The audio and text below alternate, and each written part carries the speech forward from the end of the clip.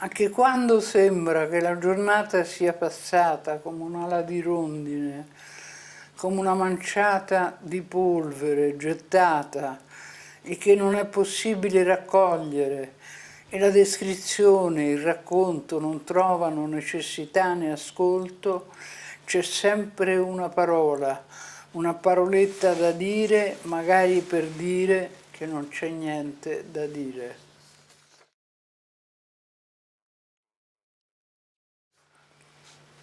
Poco di me ricordo, io che a me sempre ho pensato. Mi scompaio come l'oggetto troppo a lungo guardato. Ritornerò a dire la mia luminosa scomparsa.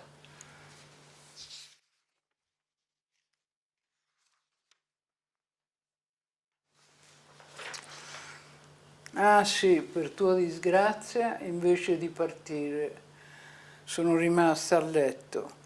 Io sola, padrona della casa, ho chiuso la porta, ho tirato le tende e fuori i 4 canarini ingabbiati sembravano 4 foreste e le 4.000 voci di risvegli confuse dal ritorno della luce.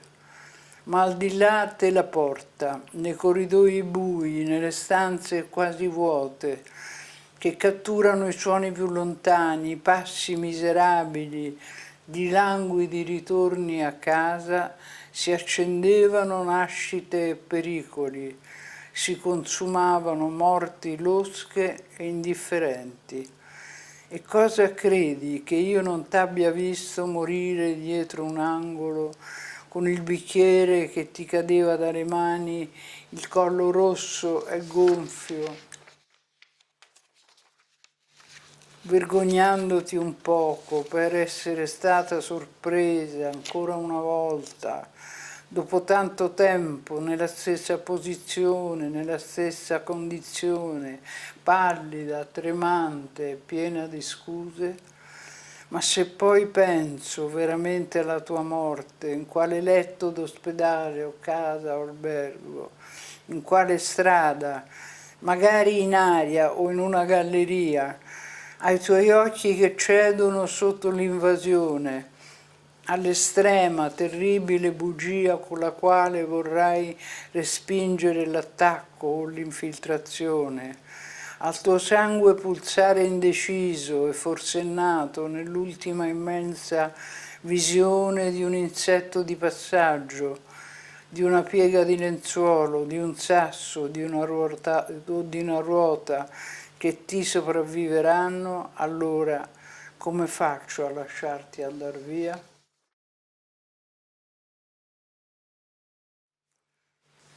Che la morte mi avvenga dentro un desiderio, oltrepassando un uscio, che altrimenti non potrei sopportare che piano piano mi si svanisca dagli occhi o dalla memoria il lenzuolo celeste, la coperta bianca, la luce bellissima che schiariva la stanza.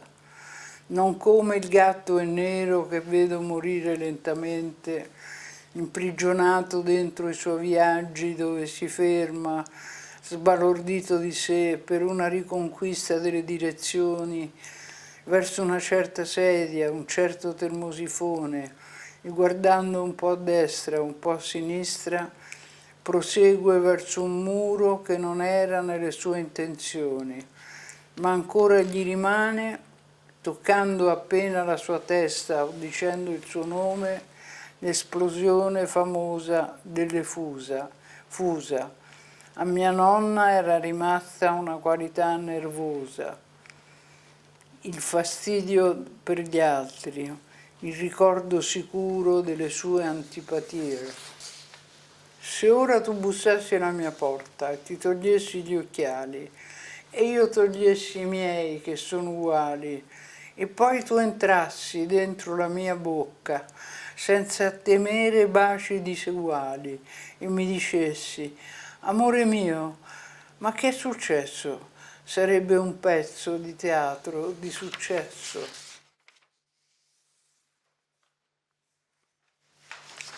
Che forse non è questo il mio mestiere? Perdere tempo, questo è il mio mestiere. Il bello è perdere quel che non si ha. Ho perso tempo e certo non l'avevo, ma io perdendo prendo, anzi ricevo, lusso supremo, la mia immortalità. Altro non voglio infatti che essere immortale, qui in questa terra essere immortale, sospesa in mezzo al tempo, non più è mio, esposta e già finita, chiuso animale che certo non risorge, giocando alle parole sono l'inizio. Guarda, tutti vogliono essere guardati, anche chi si sottrae a ogni vista vuole idealmente essere guardato, ma chi ha paura non vede e non è visto.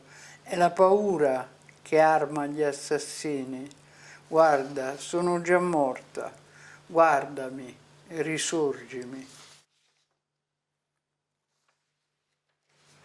Ah, ma è evidente, muoio, sto per morire, che siano giorni o anni, sto per morire, muoio.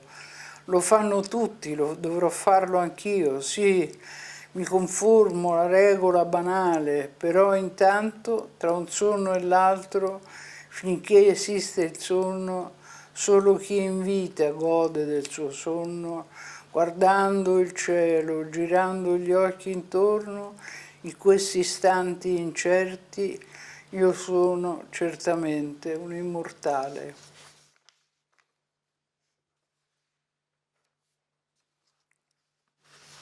Questa è per Annalisa, che era una mia carissima amica morta di malattia, giovane. Come fatica la vita, sa di dover finire, condannata, e anche nel morire si affatica. Pure diminuita, eccola che si ostina a fare la sua parte, a fare la vita. Essere animale per la grazia di essere animale nel tuo cuore. Mi scorge amore, mi scorge quando dormo. Per questo io dormo, di solito io dormo.